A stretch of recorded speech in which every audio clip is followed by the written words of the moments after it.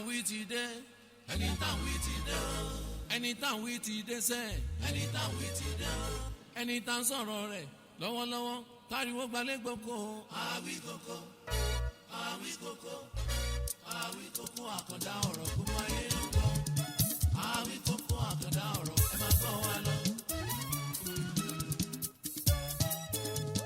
ẹni táwọn wí ti dé ẹni táwọn wí ti dé o ẹni táwọn wí ti dé sẹ́ ẹni táwọn wí ti dé o ẹni táwọn sọ̀rọ̀ rẹ̀ lọ́wọ́lọ́wọ́ táriwo gbalẹ̀ gboko àwí koko ó dé àwí koko àwí koko àkàndá ọ̀rọ̀ gbogbo ayé ló gbọ́ àwí koko àkàndá ọ̀rọ̀ ẹ máa gbọ́ wa lọ. ètò túmọ̀ gbọ́ wa tó tún nítumọ̀ gbogbo ayé ló gbọ́ àkàndá ọ̀rọ̀ ẹ máa gbọ́ wa lọ. sọ̀rọ̀ ọlọ́gbọ́n kábàkó mọ́kùn yọ gbogbo ayé ló gbọ́ àwí koko lójú ọlọ́rọ̀ ẹ máa gbọ́ wa lọ. bọ́lọ́rọ̀ bá gbọ́ kí lọ́lọ́rọ̀ ó dẹ̀ ṣe gbọ́ ayé ló gbọ́ àṣà ìmọ̀ ẹ máa gbọ́ wa lọ.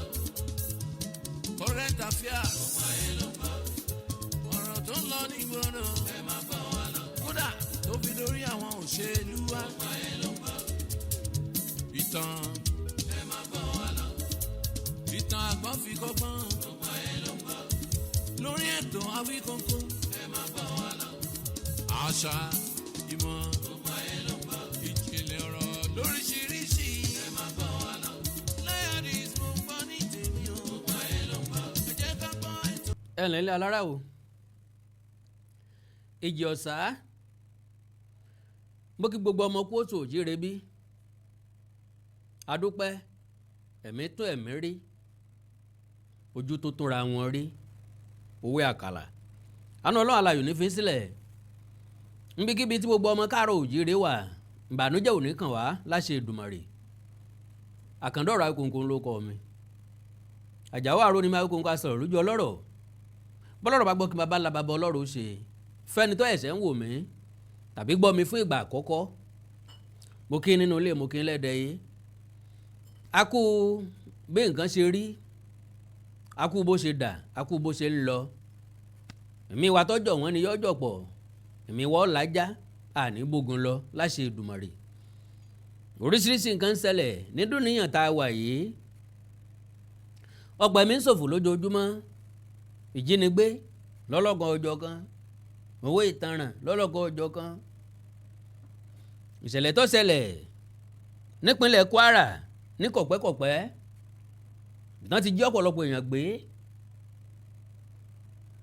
tí wọ́n ti béèrè owó rọ̀gùrọ́gù lọ́wọ́ àwọn èèyàn kan eléyìí ń lọ lọ́wọ́ ọ̀pọ̀ bí irú ẹ̀ náà ló tún ń lọ alright eléyìí nǹkan ló gbé mi wá ilé tó gbé mi wá òun náà ni ọ̀rọ̀ tí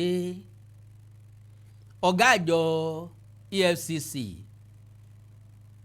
àjọ tó ń bójútó ìwà àjẹbánu lórílẹ̀‐èdè Nàìjíríà ọ̀rọ̀ tó sọ wípé àwọn ọmọ Ọlọ́run pọ̀ ní àtìmọ́lé àwọn mo wá ní àwa tó kù nǹkan sọmọ èṣù ni wá lélẹ̀ tó túmọ̀ sí pé ó ní àwọn àáfàá àwọn pọ̀ nínú ìgbèkùn àwọn pásítọ̀ wọ́n pọ̀ àwọn ìmáàmù wọ́n pọ̀ ọ̀pọ̀lọpọ̀ general overseer bishop àti bẹ́ẹ̀ bẹ́ẹ̀ lọ ni wọ́n wà nínú akóló àwọn tí wọ́n ń jẹ́jọ́ ẹ̀sùn kan tàbí kejì ọ̀rọ̀ ayé kí ló lè gbẹ̀yàn dọ́dọ̀ EFCC ìṣòwò ìlú mọ̀kúmọ̀kú ìjíwókó àti bẹ́ẹ̀ bẹ́ẹ̀ lọ bàbá wa wò dáadáa majority wa ló ń ṣe mistake a ti gbàgbé pé title àfà àti pastor èèyàn ló wà nínú ẹ̀ ìwà ẹ̀dá ọ̀dẹ̀ ní tàsí ẹ̀dá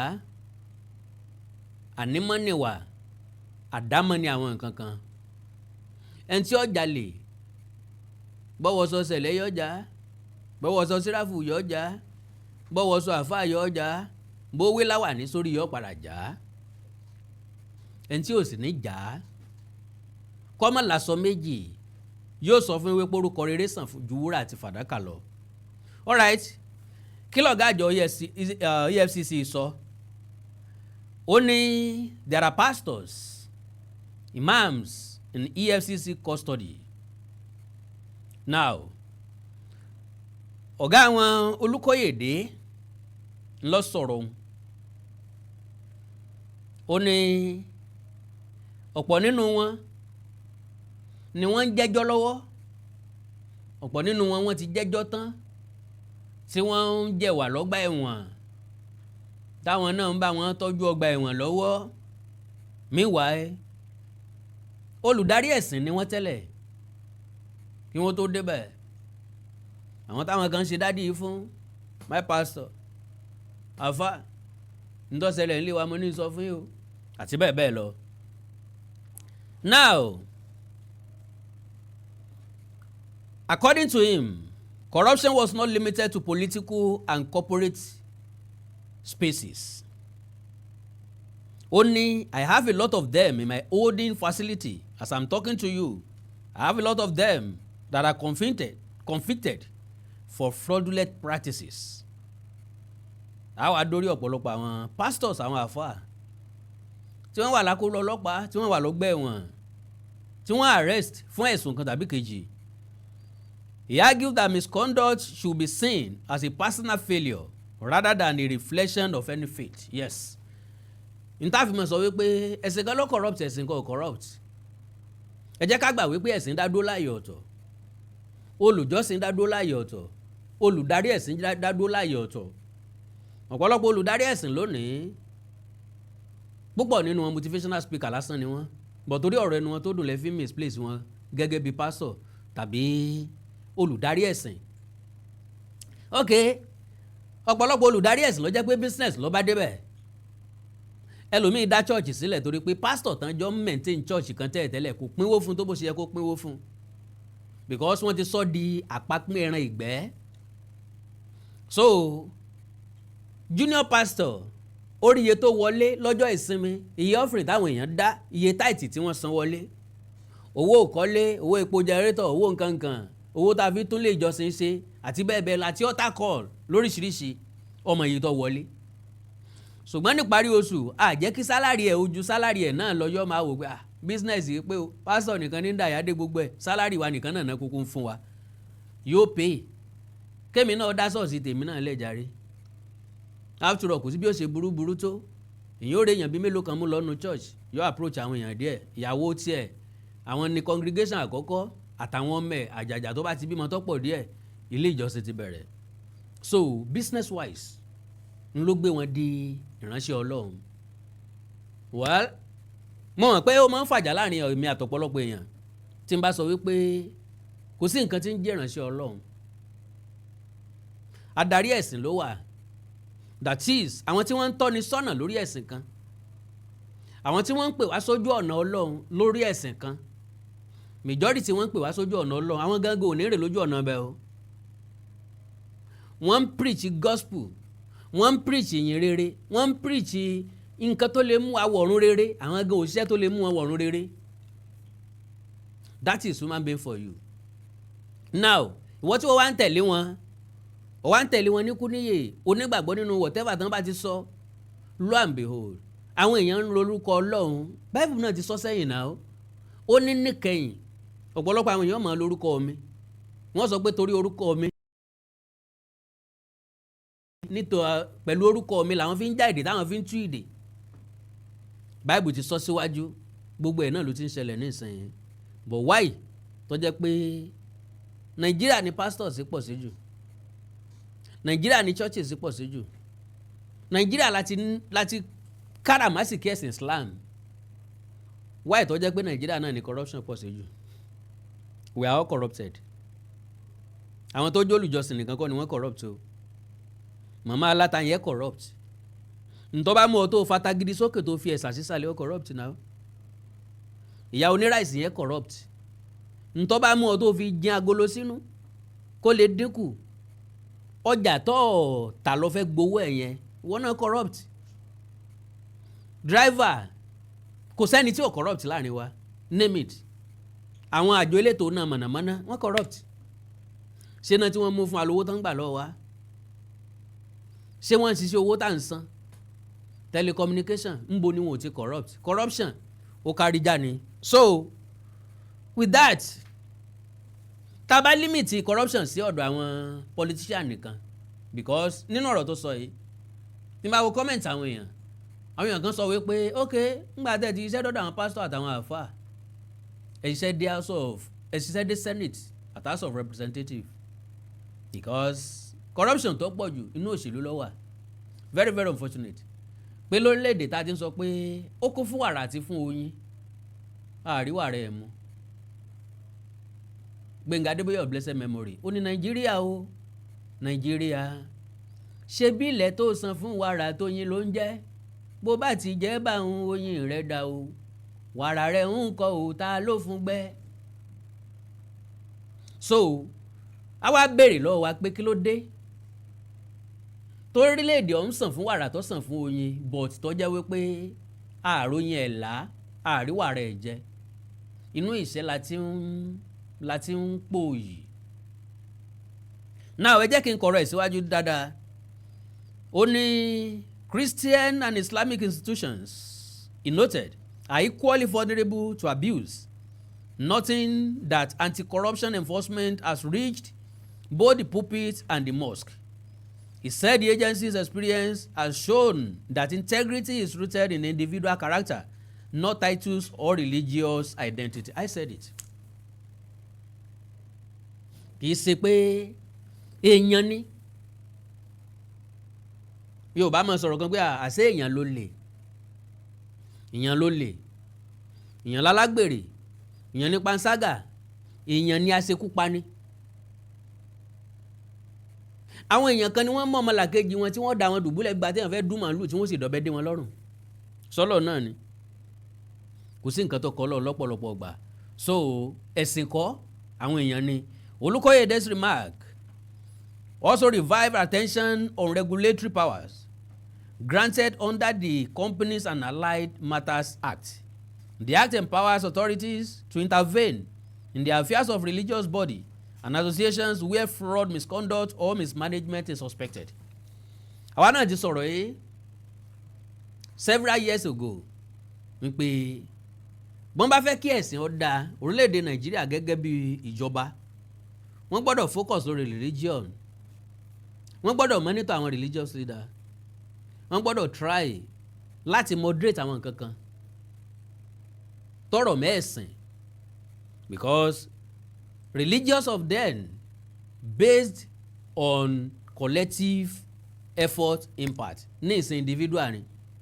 Why? Individual ló máa lọ register orúkọ church ẹ̀ ní CAC òun ló ní church ẹ̀ iye tó bá wọlé fún òun ló ní whatever tó bá fẹ́ fi ṣe òun ló ní. So àwọn religious leader wá bẹ̀rẹ̀ sí ní gun jet. Àwọn ọmọ ìjọ tí ò lówó lọ́wọ́ tó ń kó tọwọ́ wọn kalẹ̀ wọ́n dẹ̀ ń gbà wọ́n dẹ̀ ń ná wọ́n dẹ̀ ń ka bíbélì fún ọ wípé a ó gbà lọ́wọ́ ẹni tí ò ní fẹ́ni tó ní inú tiẹ̀ náà dẹ̀ ń dùn ó ní wọ́n ń preach nǹkan fún ọ. Well, Ọlọ́run ṣàánú gbogbo wa. The act empowers, okay? Now the law signed in 2020 stirred fierce resistance from many church leaders at the time, with critics describing it as a state interference in religious affairs. Now, gẹ́gẹ́ bí ọ̀gá Olúkóyèdé ṣe sọ 2020 ni wọ́n gbófin yẹn kalẹ̀. Àwa ti ń clamour fún something of such since 2014, 2015, 2016 because pastor preach fún ẹ ó sọ fún ẹ wọ́n pé máa gbàdúrà fún ààbò ṣùgbọ́n gbà tó wọ́n jáde ó kó security bíi 4-8 dání sínú mọ́tò tiẹ̀. Kí ló dé tí dádì pastor ò gbàdúrà fún ààbò? Wọ́n ní ó lẹ síkà mẹ́yìn mọ́tò kò ní jẹ́ kó lásídẹ̀ǹtì. Ṣùgbọ́n dádì ò fẹ́ wọ mọ́tò gan helicopter tàbí jet ni wọ́n ń gbé káàkiri. So now wọ́n nígbà tí wọ́n kọ́kọ́ implement law yẹn majority àwọn churches àwọn pastors àwọn clerics wọ́n bẹ̀rẹ̀ sí ní criticize àwọn ń pé kí ló dé táwọn fẹ́ máa ṣàtójúbọ̀ sórí ọ̀rọ̀ ẹ̀sìn kọ̀ọ̀kan àwọn àbí ọ̀kan wọn okay but in a separate revelation tẹ́ bá wo lásìkò kan ariwo churches kì í jẹ́ ká sùn. Ìwọ jáde ń tiẹ̀ o ti lọ bí iṣẹ́ látàárọ̀ wá dé lálẹ́ pé kó sùn àwọn church lẹ́gbẹ̀ẹ́ lẹ́yìn wá bẹ̀rẹ̀ ìsọjí ó ti ṣẹlẹ̀ sí mi rí lẹ́kọ̀ọ́. Ọ̀nà tí mo ti máa ń gbúrò church yẹn jìnnà o wàláì mo bá tún wálé mọ̀ pé ìkùlé wọn mo gbalé sí mo bá tún wálé ọ̀nà tí mo ti ń gbọ́ wọn tó jìn máa sọ pé rán àwọn church wo lélẹ̀ sáwọn ò níṣẹ́ ni tó jẹ́ everyday ni wọ́n ń ṣe everyday ni wọ́n ń ṣe ìsọjí ni àbẹ́ everyday ni wọ́n ṣe night vigil. Mo bá ń wálé o, mo bá lọ gbalé inside ibẹ̀. Njọ́ tí ń kọ̀kọ́ sùn bẹ́ẹ̀ mo bá gbúrò ń bá ní àmọ́ dáràn. Àwọn tí mò ń sọ pé wọ́n jìnnà sí mi àwọn náà mo tún kó wá bá. So ara máa kán ẹ́. Wọ́n máa wo wípé oríṣiríṣi òfin ló ti jáde. Ok, tẹ bá fẹ́ ṣe ìsọjí kò sẹ́ni tó sọ pé ká má ṣe ìsọjí tàbí night vigil.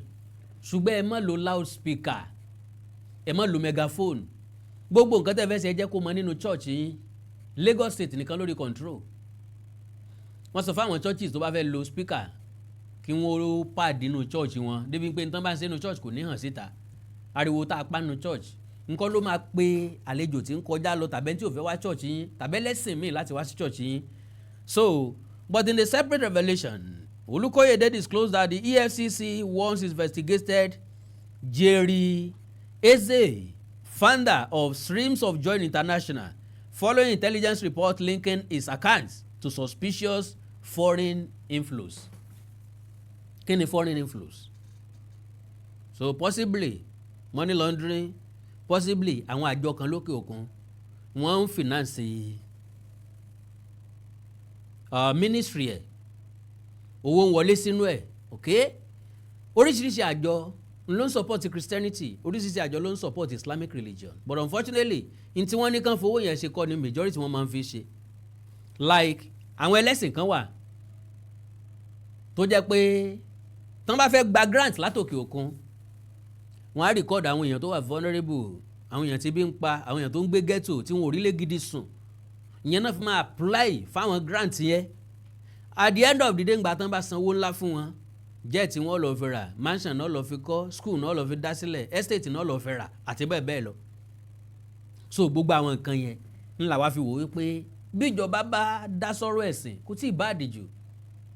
Tẹ́lẹ̀tẹ́lẹ̀ láyé àwọn Orthodox Church ńgbà táwa ń lọ sí church wọ́n máa ń ní pastor ní mission.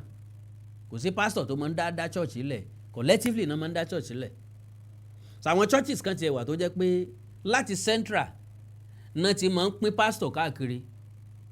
Àwọn ló máa monitor wọn. Tó bá ti ń lo time kan, specific time kan níbi kan, wọ́n tún gbé ọkọ̀ ńbẹ̀, ó tún dìbò míì. Tó bá tún ti ń pẹ́ ńbẹ̀, wọ́n tún gbé ọkọ̀ ńbẹ̀, ó tún dìbò míì. Ìyẹn ló máa ń delay education àwọn ọmọ pastor.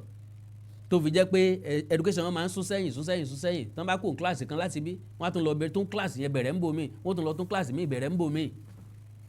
So gbogbo àwọn nǹkan yìí la fi rò wípé ó yẹ kí wọ́n monitor àwọn ilé ìjọsìn àti àwọn pastor wọn. Well, oríṣiríṣi àwọn pastor ni wọ́n ti arrest bẹ́ẹ̀. Only according to him, the probe lasted 6 months and tracked transactions from countries including Colombia, the United States, Sri Lanka and Togo. Can you imagine? Country mẹ́rin náà ti ń sanwó sínú àkáǹtì yẹn. Oríṣiríṣi àwọn churches ló ní branches labroad àti láwọn states káàkiri. Winner Chapel bí ọdún bíi mélòó kan sẹ́yìn. Àwọn pastors wọn ní Èkìtì state, Kogi state, wọ́n dá wọn dúró. Like bí yóò fẹ́ tó 200 nínú wọn tó consult mi ń gbà yẹn tán send documentation wọn sí mi nǹkan wípé wọ́n ti gbaṣẹ́ lọ́wọ́ àwọn. Mi ò fẹ́ dájọ́ dáadáa wípé ńgbà tẹ́yìn náà òrìṣẹ́ gidi tí ó ṣe jẹ́sẹ̀ pastor lẹ́yìn láàyò. Mo ní kí ló dé tán fi gbaṣẹ́ lọ́wọ́ yín? Wọ́n lówó táwọn ń pa wọlé kò tó. Ńgbà tán fi ọ sí pastor ní gbèríko. Ó wá rí ìlú tó fẹ́ ṣe pastor, ó rí Èkìtì lọ́wọ́ lọ. Àwọn àgbààgbà tó wà lÉkìtì kálukú wọn ló ti ní church tí wọ́n ń lọ tẹ́lẹ̀. Ẹ lè mú bàbá tó ti pẹ́ ní Sẹ́ráfù, màmá tó ti pẹ́ l'Anglican Church kó máa bọ̀ sí Winner tàbí kó máa bọ̀ ń Redeem. Ìjọ amen ni wọ́n kà sí. Wọn ò gbọ́ nǹkan tẹ́ ń sọ. Àmín lórúkọ Jésù làdúrà táwọn ń gbà. So majority wọn ò ní interest nínú ìtẹ́ mú wá sọ́dọ̀ wọn. But wọ́n fagídí accommodate yín.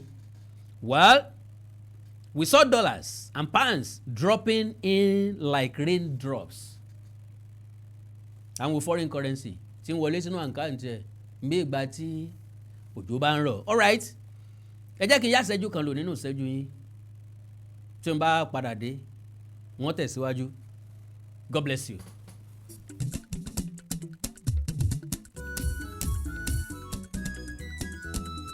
Holy Mary ní ẹ máa bọ̀ o fún gbogbo nǹkan tó jẹ́ spirituality l'Amẹ́ríkà ní London ní Europe pátá.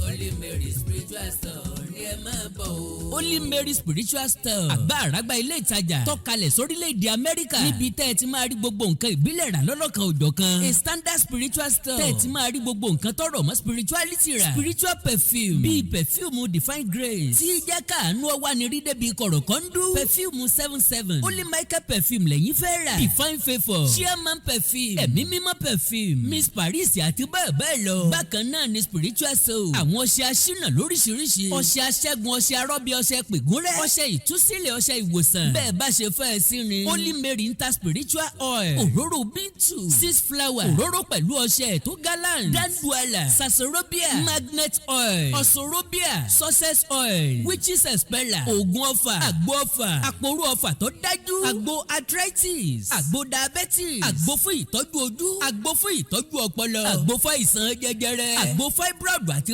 bẹ́ẹ̀ lọ. Kò sí ní tẹ́ ẹ fẹ́ nílẹ̀ káàárọ̀ oòjíire tí ò sí ń bẹ̀. Ìgbà lóríṣiríṣi ìgbà ajé ìsásùn ìkòkò àwo sóbí odó pẹ̀lú ọmọ odó ewé ọmọ gbogbo nǹkan celestia gbogbo nǹkan kérúbù àti sẹ́ráfù bíbélì ọ̀kan òjọ̀kan ìlú ìbílẹ̀ Yorùbá bíi gángan ìyáàlù bàtà agogo ṣẹ̀kẹ̀rì àti bẹ́ẹ̀ lọ.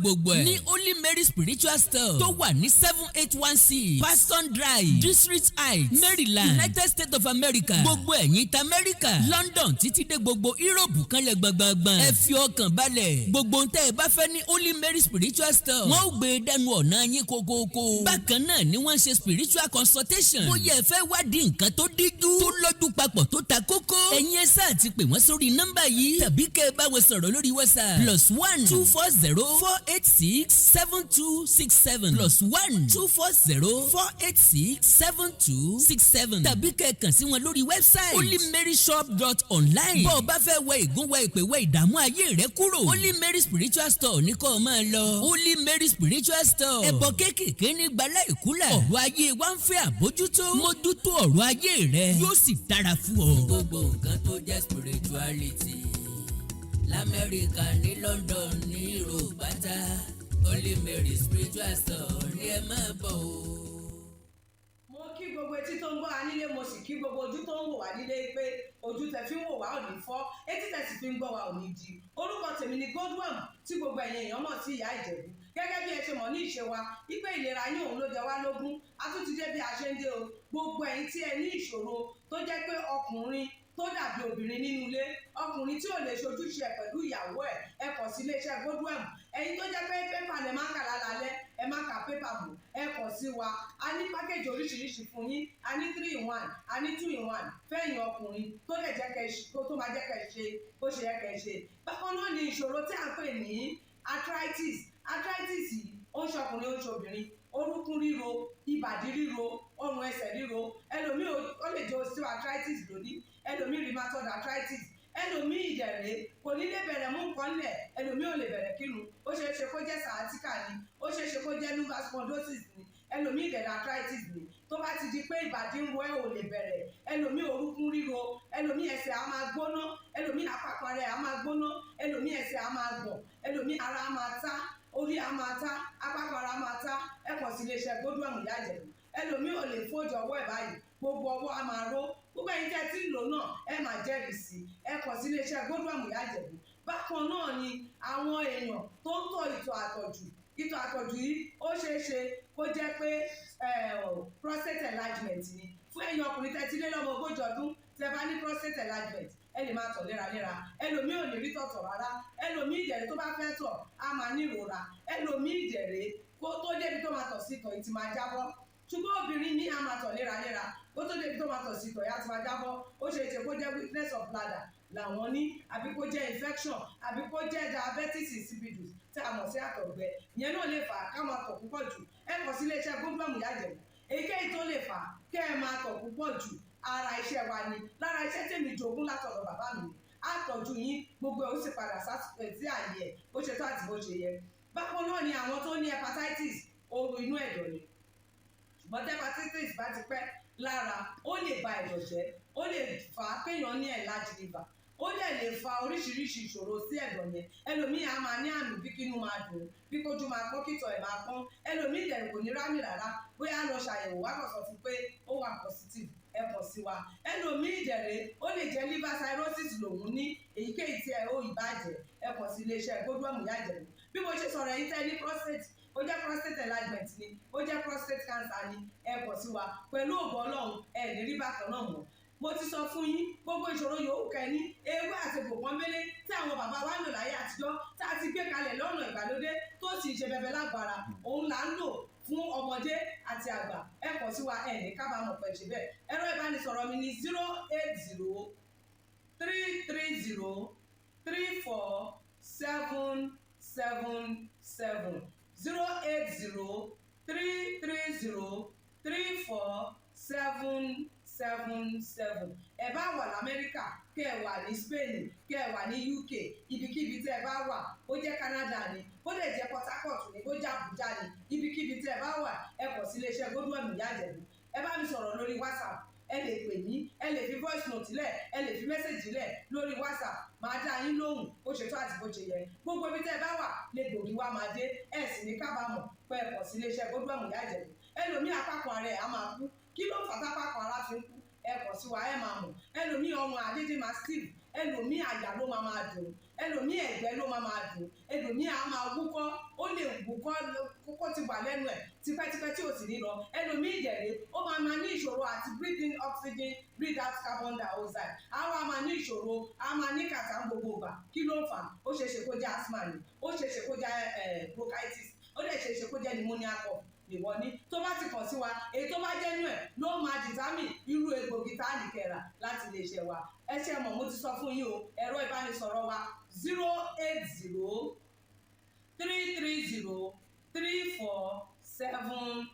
08033034777.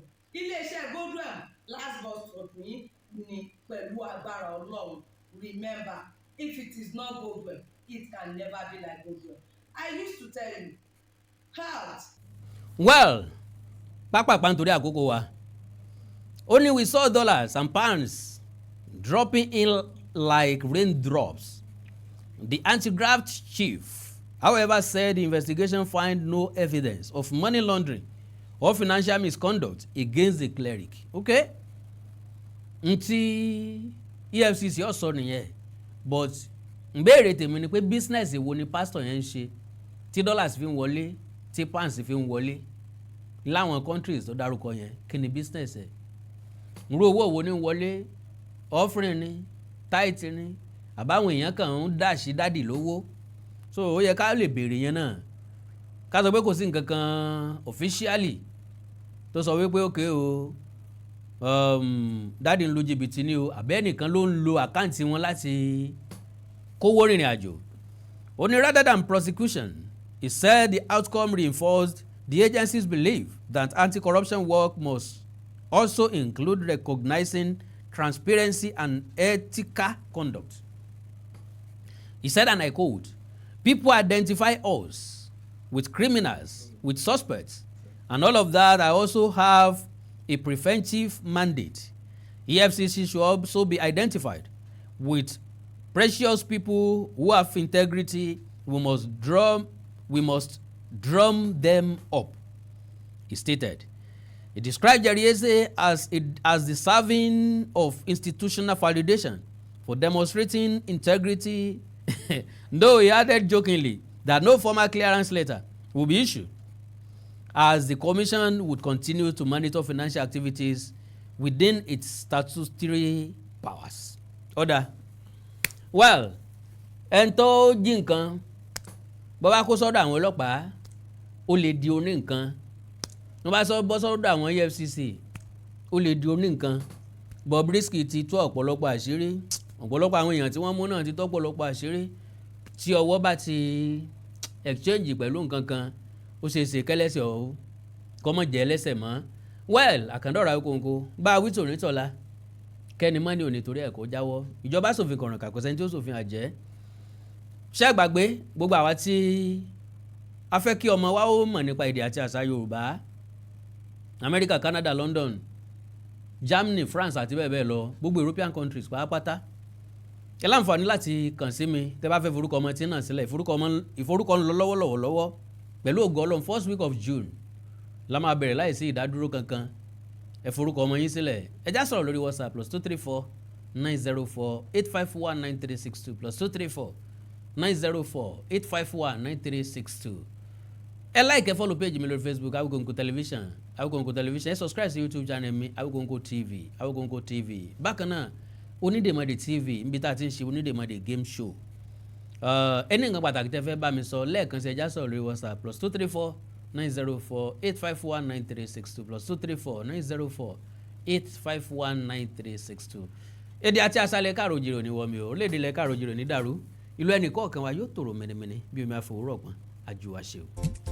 Awikonko Development Fans Club ilé aláyọ̀ ilé wa. Awikonko Development Fans Club ilé aláyọ̀ ilé wa. Ẹgbẹ́ tó dúró fún ìdàgbàsókè àti tẹ̀síwájú èdè àṣà àtún àjogúnbá ilẹ̀ Yorùbá. Ẹgbẹ́ tó fẹ́ ìrẹ́pọ̀ gbogbo ọmọ Yorùbá tó tún gbé àṣà àti ṣe Yorùbá lárugẹ. Awikonko Development Fans Club ilé aláyọ̀ ilé wa.